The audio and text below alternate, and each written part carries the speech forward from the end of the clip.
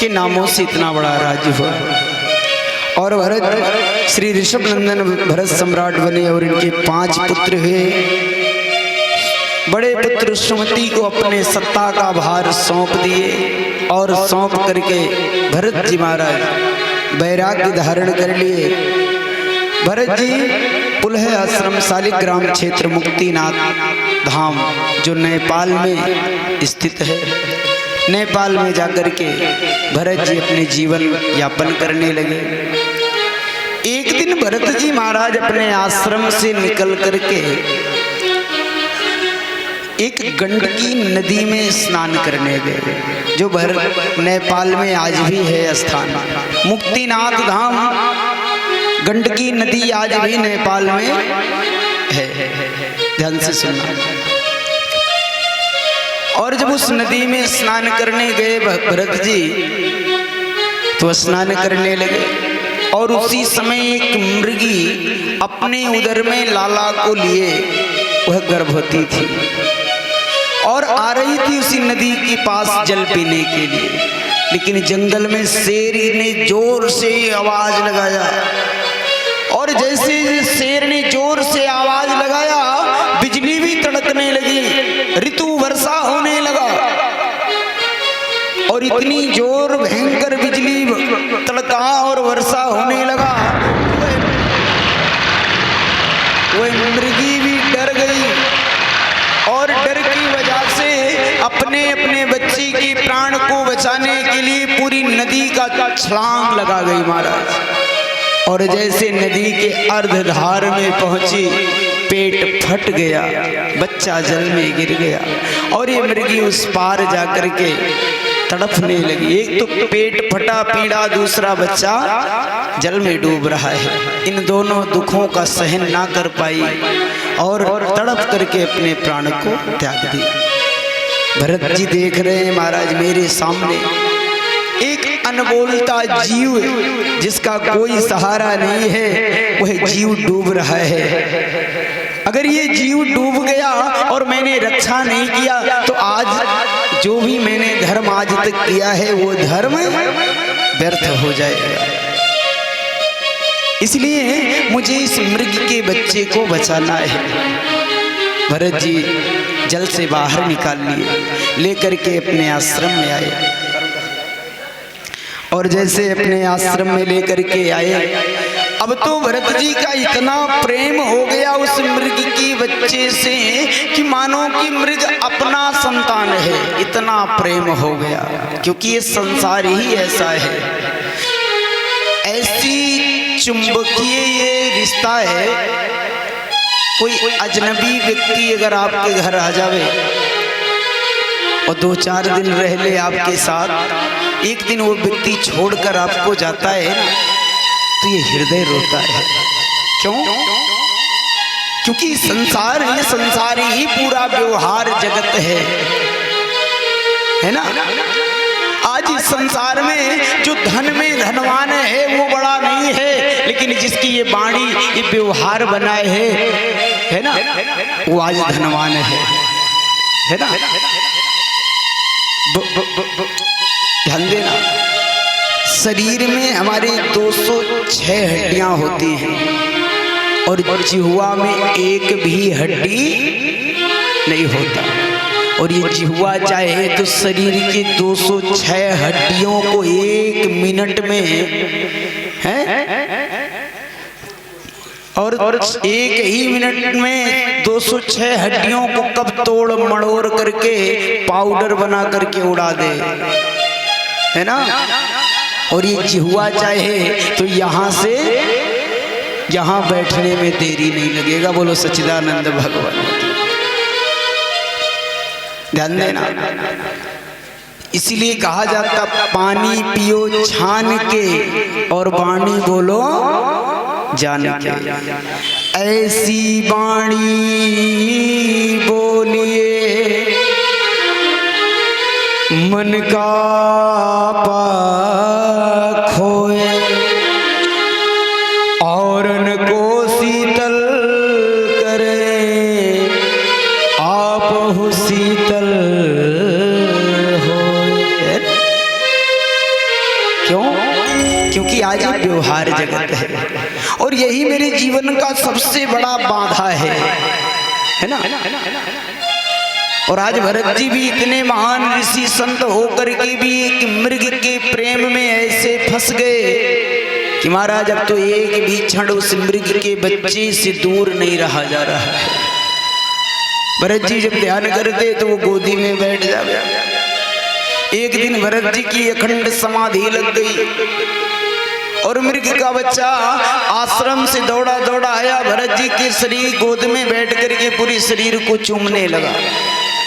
लेकिन आज भरत जी का नेत्र नहीं खुला और जब नेत्र नहीं खुला तो मृग के बच्चे ने समझ लिया, लगता है कि मेरे गुरुजी पधार चुके। मृग के बच्चे ने आंखों से आंसू गिराने लगा कि अब तो मेरे जीने का कोई मेरा सहारा नहीं रहा। दूर देख रहा है इस जंगल में मृगों का झुंड जा रहा था। ये मृग का बच्चा भी दौड़ करके गया और उन्हीं मृग के झुंडों में मिलकर के दूर निकल गया। और जब भरत जी का नेत्र खुला, पूरे आश्रम पूरी जंगल में भ्रमण कर डाले, लेकिन आज वह मृग का बच्चा भरत जी को कहीं नहीं दिखाई दिया। अंत में भरत जी इतना प्रेम करते थे महाराज कि उस मृग के बच्चे को याद करते करते भरत जी अपने प्राणों को त्याग दिए महाराज। आहा, ये प्रेम है। और भरत जी अंत समय में मृग का स्मरण करते हुए प्राणों को त्यागे और दूसरे जन्म में मृग बन करके आए। लेकिन मृग योनि में जन्म होने के बाद में भी भरत जी अपने त्याग को नहीं छोड़ा उन्होंने, है ना। और आज तीसरा जन्म जब भरत जी का हुआ तो अंगिरा गोत्री ब्राह्मण के घर में 9 भाइयों के साथ आए। कितने? 9 भाई। बाबूजी 9 बच्चों को बैठा करके बड़ी सुंदर ज्ञान दे रहे थे। बेटा, आप ब्राह्मण हो और ब्राह्मण को कम से कम वेद तो पढ़ना ही चाहिए, है ना। हमारा ब्राह्मण कुल में जन्म हुआ है, कुछ तो हमें धर्म के बारे में जानना ही चाहिए। पिताजी 9 बच्चों को ज्ञान देने लगे। वेद की अधिष्ठात्री माता गायत्री का स्मरण करने लगे। गायत्री मंत्र का पहले उन्होंने ज्ञान दिया। अच्छा, गायत्री का अर्थ क्या होता है? गाय गाय तरी अर्थात गायत्री। जिसको गाते गाते गाते गाते तर जाओ वो है वेद माता गायत्री। 8 भाई तो खूब बढ़िया से सुन करके तैयार करके सुना देते थे, लेकिन भरत जी तीसरे जन्म में जान लिए कि संसार में अधिक बोलना ही दुख का कारण है। यम मौनम व्रतम भवेत् कृत संसार लोभया। इस संसार में अगर हम गूंगा बन जाएंगे तो कोई मेरे से बोलेगा नहीं, और जब बोलेगा नहीं तो एक दिन जब हम इन्हें छोड़कर जाएंगे या मुझे छोड़कर जाएंगे तो मुझे दुख नहीं होगा, है ना। इस संसार में सबसे बड़ा दुख है तो एक दूसरे से प्रेम करना, बोलना। भरत जी तीसरे जन्म में उन्होंने परित्याग कर दिया कि अब इस जन्म में मुझे नहीं बोलना है। पिताजी ने 9 पुत्रों से बोले, बेटा मैंने गायत्री मंत्र तुझे ज्ञान दिया है, अब मुझे सुनाओ। 8 बेटे तो सुना दिए। भरत जी की पारी आई तो भरत जी बिल्कुल मौन। बेटा सुनाओ, कुछ नहीं बोलते। पिताजी को बड़ा क्रोध आया, अरे मूर्ख, मैं तुझे इतने दिनों से गायत्री महामंत्र सिखा रहा हूँ फिर भी तू नहीं सीख पाया। वेद क्या पढ़ेगा? जा, आज से तेरा नाम होगा जड़ भरत। जड़ माने मूर्ख, मूर्ख भरत। और जब पिताजी और माताजी ही बेटे को मूर्ख कह दिए तो बताओ ये दुनिया कहेगा कि नहीं? अगर पिताजी को संशय हो गया कि ये मेरा बेटा नहीं है तो बताओ दुनिया को संशय होगा कि नहीं होगा? बोलो हाँ जी या ना जी, है?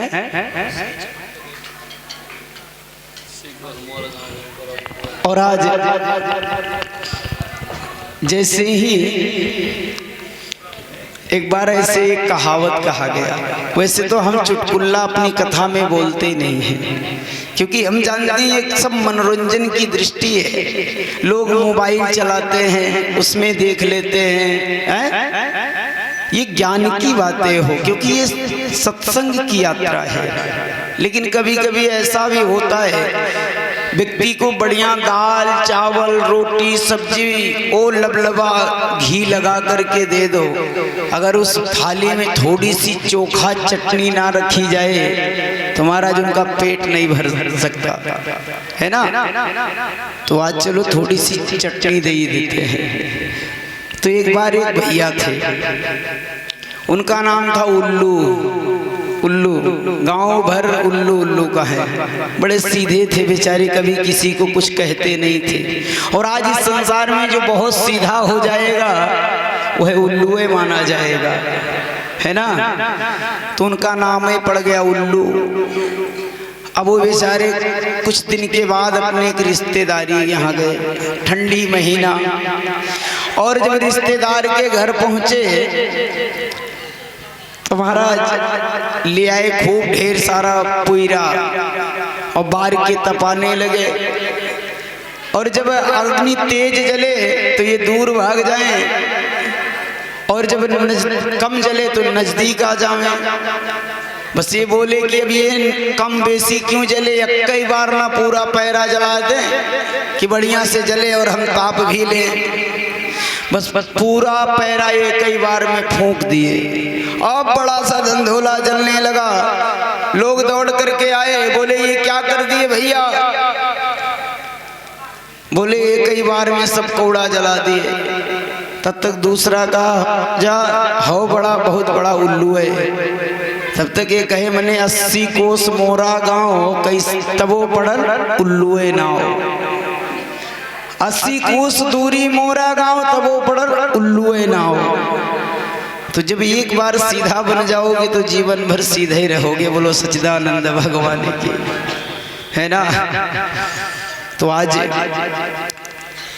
और कोई बाहर कितना भी टेढ़ा बन ले, लेकिन गृह मंत्री के सामने सीधा बनना पड़ता है, ये सबकी मजबूरी है। बोलो सच्चिदानंद भगवान की, है।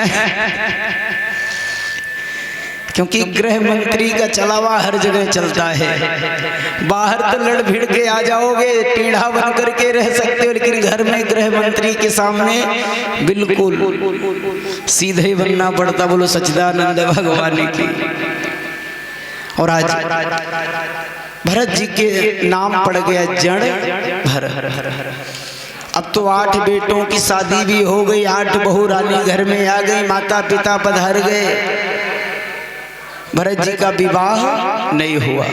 अरे भाई कोई मूर्ख बच्चे से अपने बेटी का क्यों कोई विवाह करेगा। अब जब भरत जी का विवाह नहीं हुआ तो धीरे धीरे 8 भाइयों की पत्नियां आ गई। ये भरत जी घर में बैठे रहे, 8 भाई घर की मेहनत मजदूरी करके लावे तो घर में भोजन बनावे, ये बैठे केवल राम राम जपते जपते खाते रहे।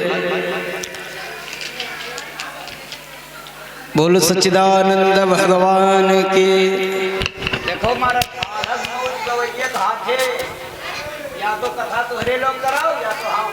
भाइयों को तो कोई तकलीफ नहीं है, लेकिन जो 8 भाइयों की महारानी गृह मंत्री आई हैं, एक दिन मन में विचार किया, देखो बहनी हमारे पति जी इतना कमाते हैं, मेहनत मजदूरी करके लाते हैं, और ये मोटा मूर्ख बैठकर खाली खा रहा है। और आकर के जैसे अपने अपने पति से शिकायत करने लगे। भाई ने कहा देवी मेरा भाई मूर्ख है, वो पागल है, वो क्या जानता है कमाना और धमाना। देवी पड़े रहने दो घर में, संसार में उसका है कौन मेरे सिवा। लेकिन एक बात भी पत्नियों ने नहीं सुना। महाराज अब तो मुझे ही कुछ करना होगा। भोजन बनाती थी, अपने पति को भोजन देती थी, स्वतः भोजन कर लेती थी, और जो जूठा कूठा बचता था वो सब थालियों का भोजन एक में करके भरत जी को दे देती थी। भरत जी भोजन करते थे, लेकिन उस हाल में भी प्रसन्न रहते थे। बिना भोग लगाए भगवान को भोजन नहीं पाते थे, भगवान को अर्पण करते थे कि हे प्रभु तुमहु निवेदित भोजन करही, प्रभु प्रसाद फट भूषण धरे। मेरे भाग्य में आपने यही लिखा है, जूठा कूठा तो आप यही आकर के ग्रहण करिए। और भगवान तो कहते हैं मैं किसी वस्तु का भूखा नहीं हूं, भाव का भूखा हूं। भाव ही एक सार है, और भाव से जो कोई भजे तो भाव से बेड़ा पार है। और आकर के भगवान ग्रहण करते थे। फिर भी पत्नियों ने घर में तक नहीं रहने दिया। भाई भी परेशान हो गए, बोले भैया देख तुझे नींद भी नहीं आती है, और खेत में इतनी महंगी बीज पड़ी है, सब चिड़ियां आकर के चुग जाती हैं। आज से तेरा निवास स्थान होगा खेत में, खेत की रखवाली भी करेगा और वहां भजन भी करेगा। और आज भाइयों ने खेत में एक मचाना, जानते मचाना, मचाना लगा दिए और उसी में भरत जी बैठ गए। भाइयों ने महंगी बीज खेत में डाल करके बोले भैया देख पूरी खेत की रखवाली करना, कोई चिड़िया बैठने ना पावे खेतों में, और मैं भोजन पाकर आ रहा हूँ। आठों भाई चल दिए। भरत जी खेत के बीच में आके बैठे, और जितनी चिड़िया हैं, राम जी की चिड़िया हैं, सबको निमंत्रण दे दिए आओ।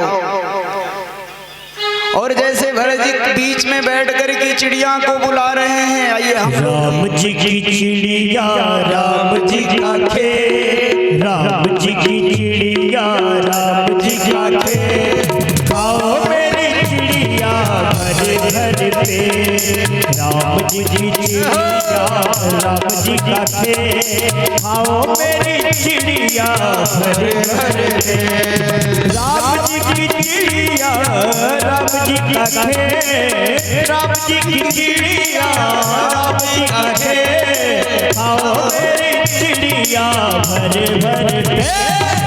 राम जी की चिड़िया राम जी का खेत, खाओ मेरी चिड़िया भरे भरे पेट। खाओ मेरी चिड़िया भरे भरे पेट। और इतने में आठों भाई आ गए। ओ मूर्ख, ये क्या कर रहा है? ये खेत की रखवाली कर रहा है या सबको भंडारा पवा रहा है? तेरे बस की ये भी कार्य नहीं है, चल भजन कर। भरत जी इससे भी छुटकारा पा लिए। और आज भरत जी बड़े भाव से रह रहे हैं। एक दिन एक कृतवान नाम के राजा भगवान से प्रतिज्ञा की, प्रभु मुझे एक पुत्र हो जाए तो मैं एक नर की बलि आपको अर्पण करूं। भद्रकाली के मंदिर में ऐसा संकल्प लिए और राजा को पुत्र भी हो गया। और राजा ने अपने मंत्री से कहा जाओ भैया कोई बढ़िया मोटा तगड़ा जिसके शरीर में ज्यादा रक्त खून हो उसे पकड़ करके लाओ और उसकी बलि देना है। अब आए महाराज, कोई नहीं दिखा, भरत जी दिख गए।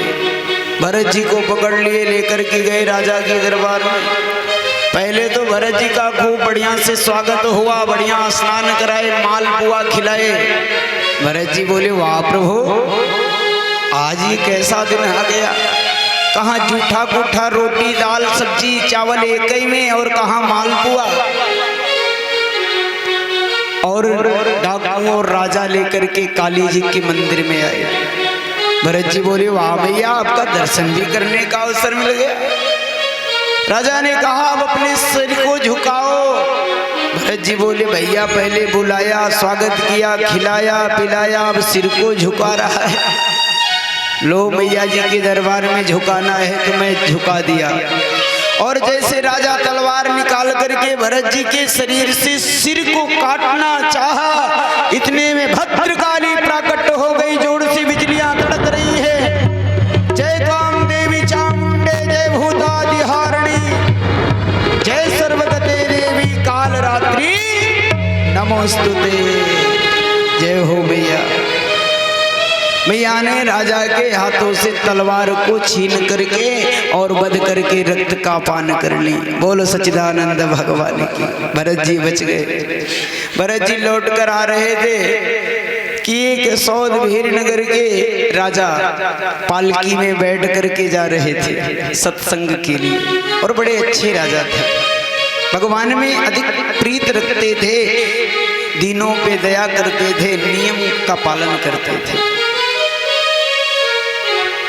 तो राजा जा रहे थे, अचानक पालकी को ढोने वाले कहार की तबीयत खराब हो गई। अब राजा से बताए महाराज एक पहिया पंचर हो गई। बोले तो दूसरा पहिया लगाओ, किसी को बुला करके पालकी का एक भार जो है उसके कंधे पे दे दो। अब भरत जी आ रहे थे, भरत जी सामने पड़े, लेकर के गए महाराज। अब भरत जी के कंधे पे दूसरा भार दिए, भरत जी आगे बढ़े, जी चींटी पड़ जावे तो एक बित्ता उछल जावे, थोड़ी देर और चले फिर उछल जावे। राजा आवाज लगाए, अरे भैया ये क्या कर रहा है, आज पालकी नहीं चली जा रही है। बोले महाराज मेरी गलती नहीं है, जो अभी नई नई एक टायर लगी या में थोड़ी हवा ज्यादा हो गया है, इसलिए उछाल मार रहा है। व्यंग कसने लगा। भरत जी को बड़ा तकलीफ हुआ कि एक तो इतने महान राजा हैं, जो भगवान में श्रद्धा भाव विश्वास रखने वाले राजा है, और आज अनजाने में मेरे जैसे महान संत का अपमान हो जा रहा है। और एक संत वही सत्य है, वही सत्य संत है जो दूसरे को अपराध करने से रोकता है, और आज मुझे रोकना है। भरत जी आज बोले, ऐ राजन मुझे आप क्यों व्यंग सुना रहे हैं? ना मेरा जन्म होता है, ना मेरी मृत्यु होती है, ना मैं मोटा हूँ ना मैं पतला हूँ, किससे आप मोटे होने की व्यंग सुना रहे हैं? और आप एक राजा हो, एक राजा का ये धर्म नहीं है कि स्वांता सुख के लिए किसी को दुख दे। अपने सुख के लिए हमें किसी को दुख नहीं देना चाहिए। राजा पालकी से नीचे उतरे और कंधे पे मोटी सी जग्गोपवीत देख करके प्रणाम किए, हे महाराज, हे महान आत्मा, आप हो कौन? अपने वात्सल्य स्वरूप का मुझे परिचय दीजिए, मेरे से अपराध हो गया। भरत जी ने अपना परिचय दिए, राजा चरणों में गिर के प्रणाम किए, बोले प्रभु मेरा उद्धार करिए। और आज राजा का उद्धार हो गया, क्योंकि भगवान कहते जो मेरे शरण में आता है मैं बाद में उसकी विनती को स्वीकार करता हूँ, लेकिन जो मेरे भक्त की शरण में शरणागत होता है वो पहले मैं उसकी विनती स्वीकार करता हूँ। आज भरत जी का बाद में उद्धार हुआ, पहले रहोगढ़ नाम के राजा का उद्धार हुआ। बोलो सच्चिदानंद भगवान की जय। आगे चल कर के महाराज सप्तदीपों का वर्णन किए, और 7 दीपों का वर्णन करते हुए अन्य लोकों का वर्णन हुआ, 28 नरकों का वर्णन श्रीमद् भागवत महापुराण में श्री सुखदेव स्वामी सुनाते हैं। ये सप्तदीप और अन्य लोक का वर्णन आगे भगवान की सुंदर लीला जब दर्शाया जाएगा वहां भी आएगा। तो आज समय ज़्यादा ना होने के कारण यहाँ प्रणाम करते हैं, और जब कल भगवान की सुंदर लीला का वर्णन होगा वहाँ भी 7 दीप, वंशी के बारे में जब हम चर्चा करेंगे तो वहाँ भी 7 दीपों का नाम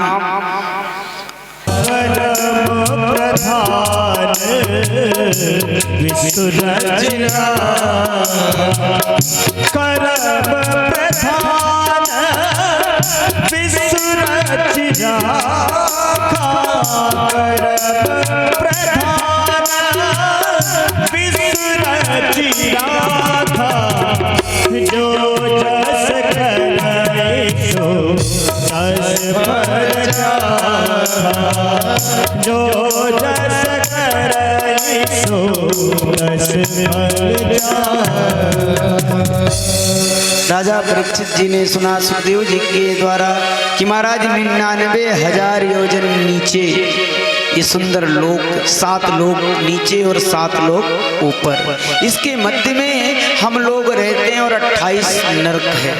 28 नरक, अलग अलग प्रकार के नरकों का वर्णन श्री सुखदेव स्वामी राजा परीक्षित जी को सुनाए। राजा परीक्षित जी के शरीर के रोंगटे खड़े हो गए। महाराज ये सब नरक मुझे ही प्राप्त होगा, हम भक्तों को मिलने वाला है। मानव के लिए ऐसे महान नरक बनाए गए हैं। 28 नरकों को सुनकर के राजा परीक्षित जी के रोंगटे खड़े हो गए। महाराज कोई उत्तम उपाय बताइए, सहज उपाय बताइए, जिससे 28 इन नरकों से ये मानव बच सके।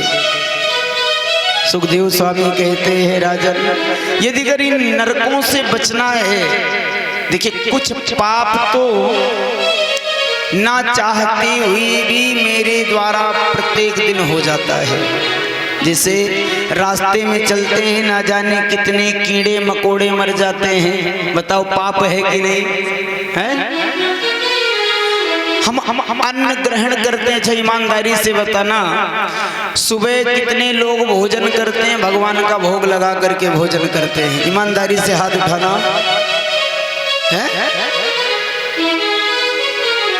तो जो अन्न ग्रहण करते हैं उस अन्न में भी दोष होता है, लेकिन वो दोष मिटता कब है? जब हम भोजन भगवान को समर्पित कर देते हैं, तुलसी पत्र डाल देते हैं कि भगवान जो कुछ है मैंने आपको समर्पित कर दिया। और आप जब पूतना के स्तन में लगे विष, शरीर में राक्षसी प्रवृत्ति स्पर्श करने से दोष मिट गया और पवित्र हो गया, तो ये भोजन बताओ पवित्र हो जाएगा कि नहीं? तो प्रभु तुमहु निवेदित भोजन करहि और प्रभु प्रसाद फट भूषण धरे। आपके द्वारा जो प्रसाद मिल रहा है उसी को हम ग्रहण करें, ये भी दोष मिटने के। अच्छा, कलयुग में अनेकों पाप होते, झूठ बोलना है, किसी के साथ छल करना, कपट करना, ये सब पाप है। इन सभी का महान यज्ञ का फल यदि अगर प्राप्त करना है तो ध्यान देना, घर में सबसे पहले प्रातः काल चिड़िया को दाना देना चाहिए। अगर रोग से व्यक्ति मुक्ति चाहता है तो पहले चिड़िया को दाना दो सुबह। अपने दाना करने से पहले, नाश्ता करने से पहले इन पंछियों को नाश्ता कराओ। दूसरा क्या है, अगर पंछी नहीं मिल पा रहे हैं तो किसी वृक्ष के नीचे पंछी के दाना को डाल दो, अन्यथा जल में डाल दो। और दूसरा यज्ञ क्या है, घर में भोजन बनाओ तो 2 ही दाना चावल निकाल करके अग्नि भगवान को अर्पण कर दो। लकड़ियां जो अग्नि में जलती हैं वहां भी ना जाने कितने कीड़े मकोड़े जल जाते हैं, लेकिन आजकल की सुविधा है लकड़ी पे भोजन बनता ही नहीं है ना? और इन सब पापों का निवारण केवल एक है, कलयुग है, ज्यादा परेशान नहीं होने की बात है। कलयुग में क्या है, नाम संकीर्तनम यस्या सर्व पाप प्रणाशनम प्रणामो दुख समनस्तम नमामि हरि परम परम। है ना? केवल कलयुग में नाम संकीर्तन, भगवान का नाम जपो। और बाबा जी ने भी दर्शा दिया, कलयुग केवल नाम आधारा और सुमिर सुमिर नर उतरहि। और बड़े सुंदर उपदेश दिए सुखदेव जी महाराज राजा परीक्षित जी को, बड़े प्रसन्न हो गए। नाम के प्रभाव से भगवान अजामिल के भक्त की दृष्टांत सुनाते हुए, जो पहले महान संत धीरे धीरे अपने संतति को गायब करके एक वेश्या के वशीभूत हो गया। और जब वेश्या को घर में ब्याह करके ले आया, रख लिया, रात में डांका डालना, दिन में मदिरा पी करके केवल मरणासन जैसा शयन करना, ये कार्य हो गया। लेकिन भगवान अपने भक्त अजामिल के द्वार पे संत को भेज दिए और संत ऐसी करुणा कर दिए, पत्नी ने महाराज संतों का एक रात्रि का भोजन दे दी, व्यवस्था कर दी। संत रात्रि में भोजन करके दक्षिणा लेने गए और देवी ने उदारता से हाथ जोड़ लिया। संतों ने कहा, देवी हम हम संत भोजन किए, आपने दक्षिणा में करुणा दे दी और ये तुलसी पत्र देकर मुझे विदा कर रही हो, इससे बड़ा कोई दक्षिणा नहीं है। लेकिन मैं आशीर्वाद दे रहा हूँ, जब आपके उदर से लाला का जन्म हो तो इसका नाम नारायण, नारायण रख देना। इतना कहकर के संत चले गए। और जब धीरे धीरे अजामिल के मरने की समय आया, काल दिखाई देने लगा, अजामिल चिल्लाने लगा, नारायण नारायण नारायण, बेटा नारायण नारायण नारायण ध्वनि करने लगा। और आज काल आया और राजा और जैसे ही अजामिल के शरीर से प्राण को हर के लेकर चला गया। यमराज महाराज अपने दूतों को भेजे, जाओ दुष्ट अजामिल की मृत्यु हो गई, अजामिल के शरीर को लेकर के यहाँ आओ। और इधर भगवान अपने पार्षदों को भेज दिए, जाओ पार्षद, मेरा प्रिय भक्त अजामिल मुझे पुकारता हुआ अपने प्राण को त्याग दिया है, जाओ मेरे भक्त अजामिल को लेकर के आओ। और इधर यमराज के दूत जंजीर लेकर आ रहे हैं और इधर भगवान विष्णु के पार्षद विमान लेकर आए। और जैसे भगवान विष्णु के पार्षदों को अजामिल यमराज के दूतों ने देखा, कहा महाराज यहाँ कहाँ आए हो, ये तो मेरे महाराज का कस्टमर है, पापी है। भगवान नारायण के पार्षदों ने कहा भाग जाओ, ने बड़ी मार मारेंगे, नहीं जाना। भगवान नारायण के पार्षदों ने खूब पिटाई कर दी यमराज के दूतों की, लिए जंजीर भाग गए। यमराज के सामने जंजीर रख दिए, बोले महाराज अब आज से आपकी नौकरी हम इस्तीफा दे रहे हैं, आपकी मर्जी होगी तो पेंशन भेज देना, अन्यथा वो भी रख लेना, लेकिन अब नौकरी करने की बस की बात नहीं है। यमराज ने कारण पूछा, कारण बताए महाराज, अब आजकल तो पापी को भी लेने आते हैं नारायण। यमराज ने कहा धीरे धीरे धीरे बोलो, नारायण ये नाम मत लो, नहीं तो ये जितने हैं ना सब पापी तर जाएंगे, पूरी नगरी खाली हो जाएगी और दुकानदारी भी यही बंद हो जाएगा। बोलो सच्चिदानंद भगवान की, ये ऐसा महान नाम है। यमराज भगवान नारायण के पास आए और नारायण के सन्मुख आकर के यमराज ने हाथ जोड़ करके पूछा, महाराज ये तो मेरा, ये तो पापी है, ये तो पापी है। भगवान ने कहा देखो मेरा भक्त मुझे मरते समय भी नारायण नारायण नारायण पुकारा है। यमराज ने कहा महाराज ये आपको नहीं पुकारा है, ये अपने पुत्र नारायण को बुलाया है। भगवान कहते हैं कोई कैसा भी जपे, जब उल्टा नाम जप करके वाल्मीकि जी ब्रह्म के समान हो गए हैं, भाव को भाव कोई कैसा भी जपता है वो मुझे ही भज रहा है, भाव तो मेरा ही था, भाव का मैं भूखा हूं, भाव से नारायण ये मेरा भक्त है। और आज इस तरह से भजते भजते अजामिल जैसा महापापी जो पहले संत फिर वेश्याओं को से विवाह करके रत किया और मदिरा पान किया, उसके बाद में भी उसका उद्धार नारायण ने इतने करुणा निधान है। नारायण कहने से नाम का इतना प्रभाव है। भगवान कहते हैं कि मेरे में वो शक्ति नहीं है जो मेरे नामों में है। एक बार ऐसे जब समुद्र सेतुबंध पुल बांधना प्रारंभ हुआ तो उस समय जितने किष्किंधा नगरी सुग्रीव की बानरी सेना थे सब पत्थर लाने लगे, नल नील सब लाने लगे। तो जामवंत जी बोले महाराज इन पत्थर वो डूब जा रहे हैं जिनमें नाम नहीं है, लेकिन जिसमें राम है, राम नाम लिख दिया गया, वो पत्थर डूबता नहीं था।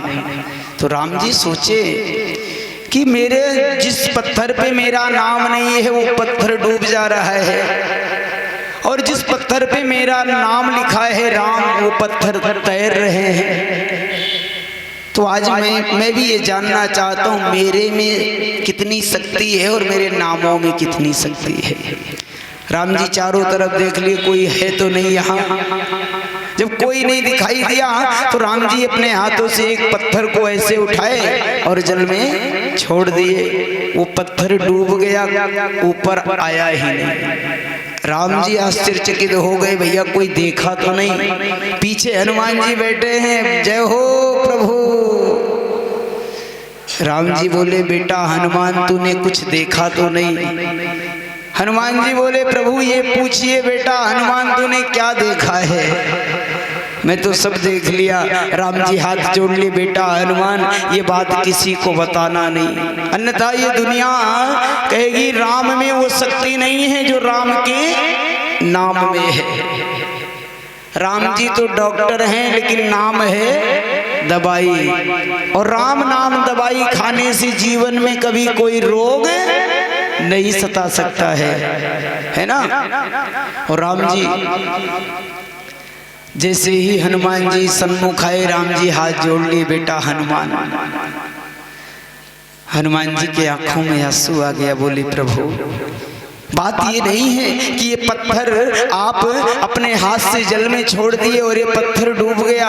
सत्य तो ये है जिसे आप छोड़ देते हो वो डूब जाता है, जिसे आप पकड़ लेते हो वो तैर जाता है। बोलो सच्चिदानंद भगवान की। आपने पत्थर को छोड़ दिया इसलिए पत्थर डूब गया, और इन पत्थरों में आप पकड़ लिए हो, अपने नाम आपका लिखा है इसलिए पत्थर तैर रहा है।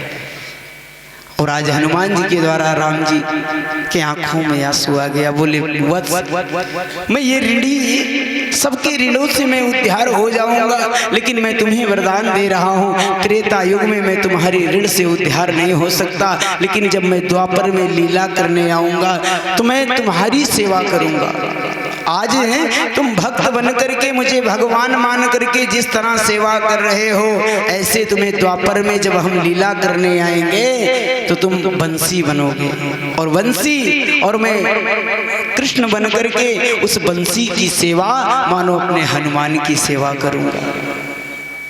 तो आज द्वापर में भगवान आएंगे, और कल देखना बंसी वो रुद्रावतार भगवान हनुमान जी शंकर जी के अंश में आएंगे, और वहीं सप्तद्वीप और लोक और नरक तीनों का वर्णन आएगा। और आज ऐसे अजामिल का उद्धार भगवान कर दिए। आगे चल करके कश्यप जी के बड़े पुत्र जैसे ही आगे चल करके श्री सुखदेव स्वामी कहते हैं, राजन एक बार देवराज इंद्र पे ब्रह्म हत्या लगा, विश्वरूप नामक ब्राह्मण की हत्या कर दिए। क्योंकि एक बार देवराज इंद्र की सभा में जब देवगुरु बृहस्पति जी आए तो इंद्र अप्सराओं की नित्य में इतने लीन हो गए, अपने कुल पुरोहित जी का सम्मान नहीं किए। देवगुरु बृहस्पति जी नाराज होकर चले गए, और आज बृहस्पति जी जब नाराज हो गए, देवराज इंद्र दौड़कर ब्रह्मा जी के पास आए, बोले महाराज मेरे कुल पुरोहित जी तो नाराज हो गए, अब घर में पूजा पाठ कैसे होगा, यज्ञ कैसे होगा। ब्रह्मा बाबा बोले कुछ दिनों के लिए दूसरे विप्र से यज्ञ करवा लो और बाद में प्रसन्न हो जाएंगे। विश्वरूप नामक के एक ब्राह्मण को लाए, उसके द्वारा यज्ञ प्रारंभ हुआ। जोर से देवताओं का नाम लेता था, लेकिन एक आहुति गलती से दैत्यों के नाम से दे दिया। इंद्र को बड़ा क्रोध आया, तलवार निकाले और ब्राह्मण की हत्या कर दी। ब्रह्म हत्या इंद्र पे लगा।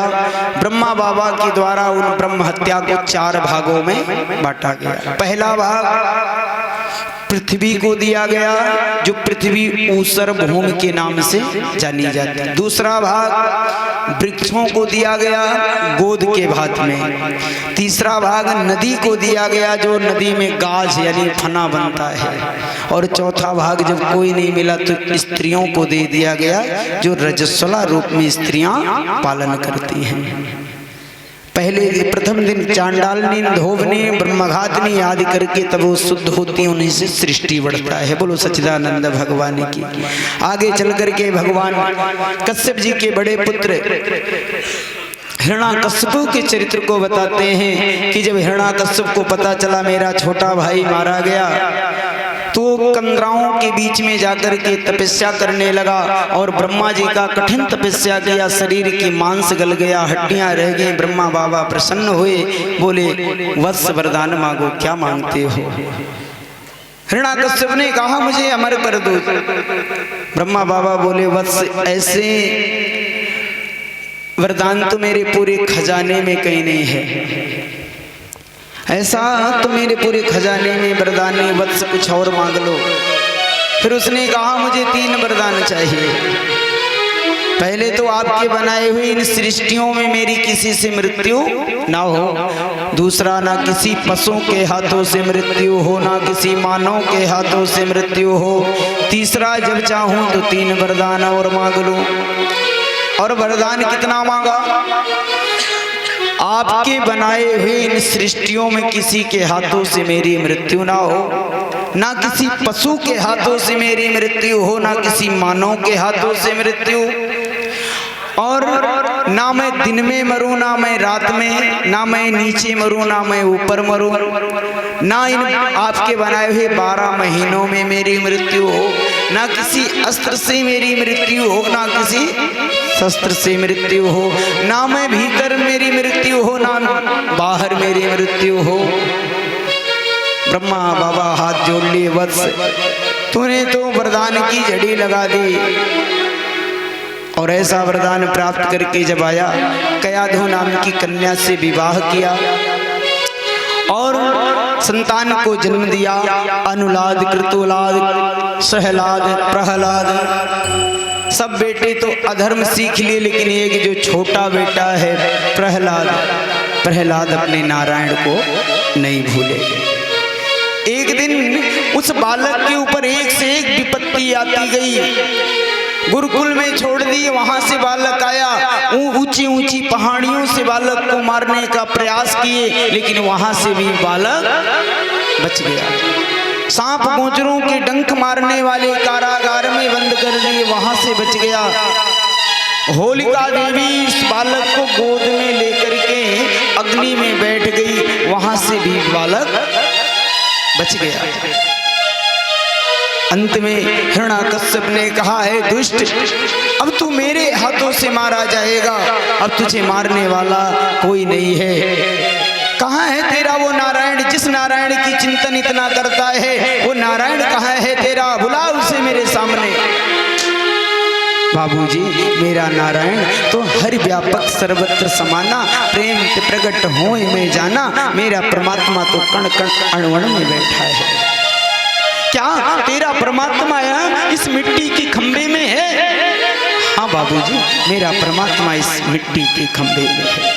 और जैसे तलवार को उठाया हिरण्याकश्यप और जोर से प्रहार किया इस मिट्टी के खंबे पे, मिट्टी का खंबा फट गया और फट करके नरसिंह अवतार भगवान ले लिए। बोले नरसिंह भगवान की। और जिह्वा लपलपाते हुए नरसिंह भगवान आए। हिरण्याकश्यप डर के मारे पीछे हो गया। याद आया मुझे तो ब्रह्मा से वरदान मिला है। जोर से हंसने लगा, कहा मुझे आप क्या मारोगे, मुझे तो ब्रह्मा से वरदान मिला है कि ब्रह्मा के द्वारा बनाए हुए सृष्टियों में किसी के हाथों से मेरी मृत्यु ना हो। नरसिंह भगवान बोले मूर्ख, ब्रह्मा मेरे बेटे हैं, मैंने ब्रह्मा को बनाया है ना कि ब्रह्मा मुझे बनाया।